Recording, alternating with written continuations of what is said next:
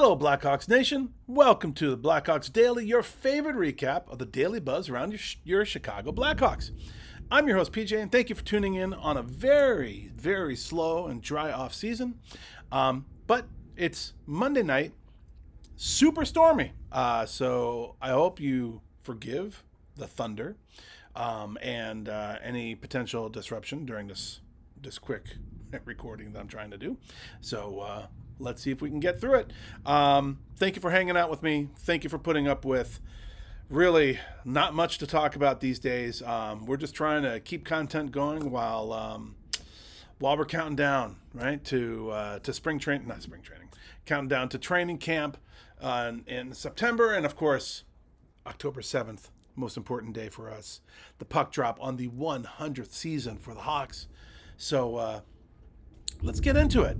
Let's get into the top four topics of the day today. So we'll start today with the honorable mentions. And what we're doing is we're going to count down the top 25 the top 25 players of all Blackhawks history. Kind of hard to do, right? So what we're going to do today is we're going to start with the honorable mentions and then the guys who made the list between 21 and 25. Obviously, incredibly hard to leave some guys out of the top 25.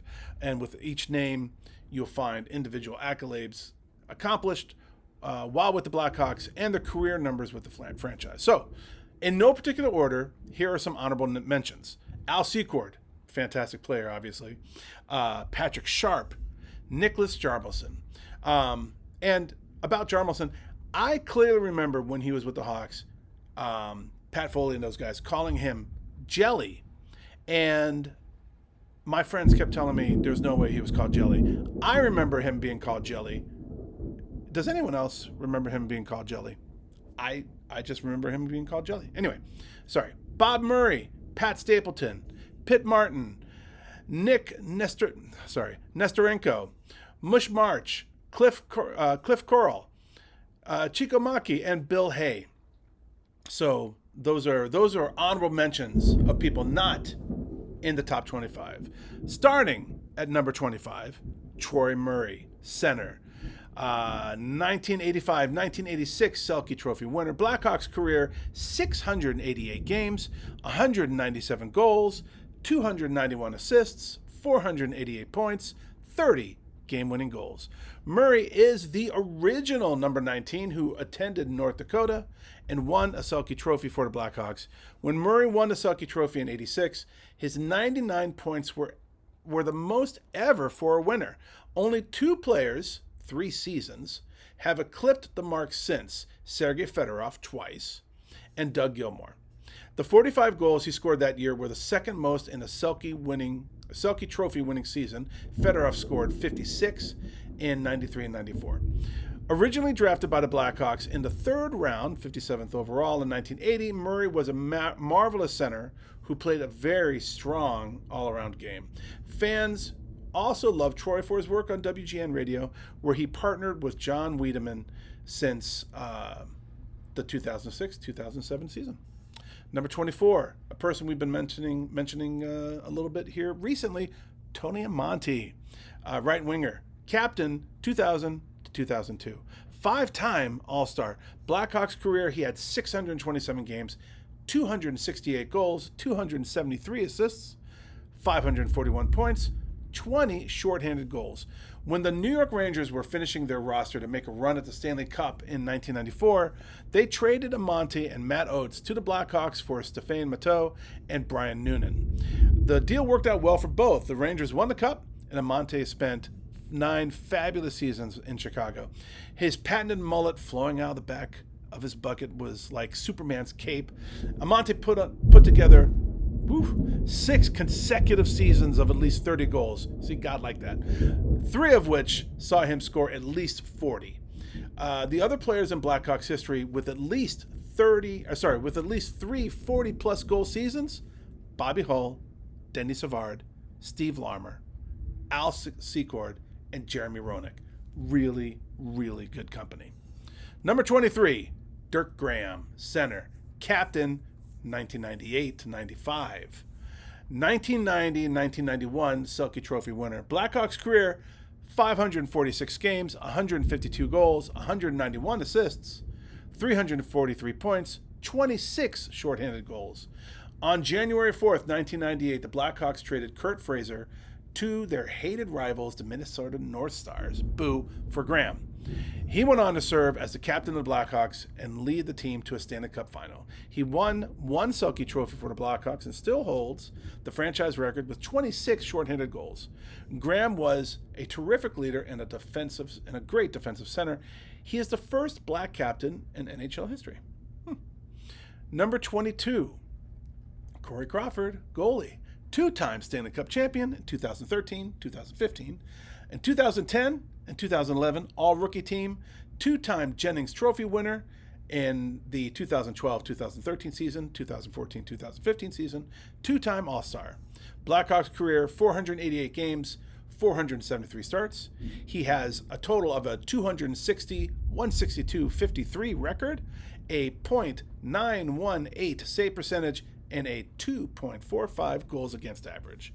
The Blackhawks selected Crawford in the second round, number 52 overall, in the historic 2003 NHL draft. Between him taking over as the primary goaltender in Chicago during the 2010 to 2011 season and the end of the 2016 and 2017 seasons, the only netminders in the NHL to win more regular season games than Crawford, where he won 213 games, were Henrik Lundqvist at 228 and Marc-Andre Fleury at 227. And if we're honest, Crawford should have won the Conn Smythe in 2013. He had a .932 save percent average and a 1.84 goals against average in 23 games that postseason. Number 21, Keith Magnuson.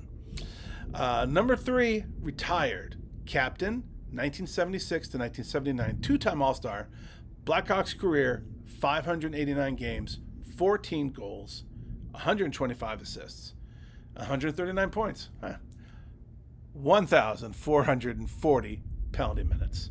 Maggie didn't put up glamorous numbers during his Blackhawks career. Well, except for in the penalty minutes category.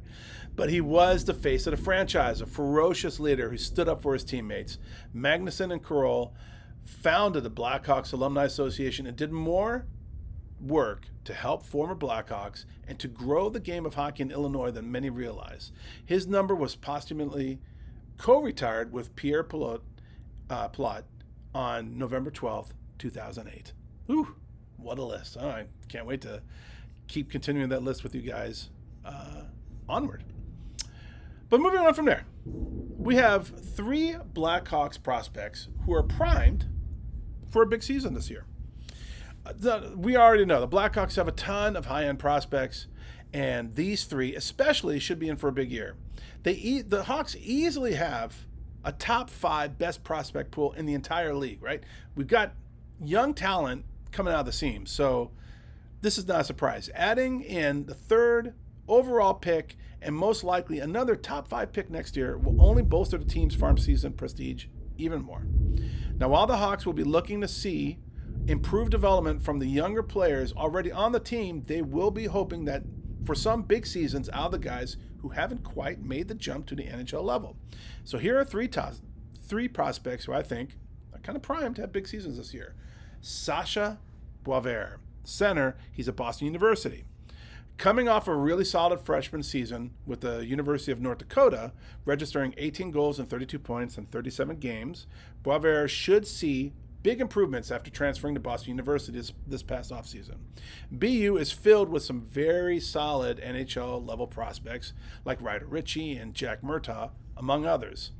Boisvert is easily one of the best freshmen in the NCAA last year, and now with a year under his belt, see, God likes him too. I'm expecting really big things this year. He already has all the tools to become a really good NHL player, and with his very good two-way game, physicality, and overall offensive ability, there are many, many things to like with Sasha, and it shouldn't be long before the 6'2" centerman is ready to make a jump to the NHL level. He already, ironically, has a sponsorship deal, so he's primed. He's ready to go. Number 2, Anton Frundell. We've kind of covered this guy quite a bit. No surprise to anyone. He's the 3rd overall pick of this year's draft. He should be in for a great year with this team, the newly promoted to the SHL, the Djurgården in Sweden. There were some reports that maybe Frundell could fight for a roster spot off the jump to start the season, but with his team in the SHL starting their season earlier than the Hawks training camp, there isn't much reason to rush him. Though he could probably make the team with the state the Blackhawks team is in right now. But regardless, we should definitely see Frundell in a Blackhawks sweater at some point this season once his season in the SHL is over. Frundell has loads of potential, having a wicked shot mixed with really high hockey IQ, and plays a great two-way game. It's a recipe for success, especially at the NHL level. His game is very transferable to the NHL, and with him already playing against fully grown men, he will pretty much know what to expect once he makes the jump. Djurgården should have a pretty solid team as well, and with Frundell's new best friend and New York Islander first-round pick Victor Eklund on the team, and Blackhawks legend Marcus Kruger will be with him as well. So it'll be very exciting to watch Frundell this season in the SHL and hopefully at the NHL level towards the end of the season. And number 3, a person we've been talking about a little bit here, Roman Kantsarov, forward at Metallurg Magnitogorsk. It's Russian. I'm messing it up. I'm sorry. Last but certainly not least, for the 5'9" winger, Roman Kantsarov, who's been playing in the KHL over the last 2 seasons. Kantsarov is easily one of the Hawks' most underrated prospects. He potted 13 goals for 38 points in 47 games as a 20-year-old, which is very impressive in a tough KHL league. Although he's on the smaller side, he's shifty, has a ton of offensive ability, and like Frundell, has been playing against fully grown men at a younger age and has shown lots of flashes and improvements from year to year. He's pretty streaky this last season, but with 2 years of KHL experience in hand, he should see much more consistency and should be in for a good year. Also, he was just named MVP of the Minsk Cup, the KHL's preseason tournament. So he's got lots and lots of potential. So let's see him in the sweater. That'll be awesome.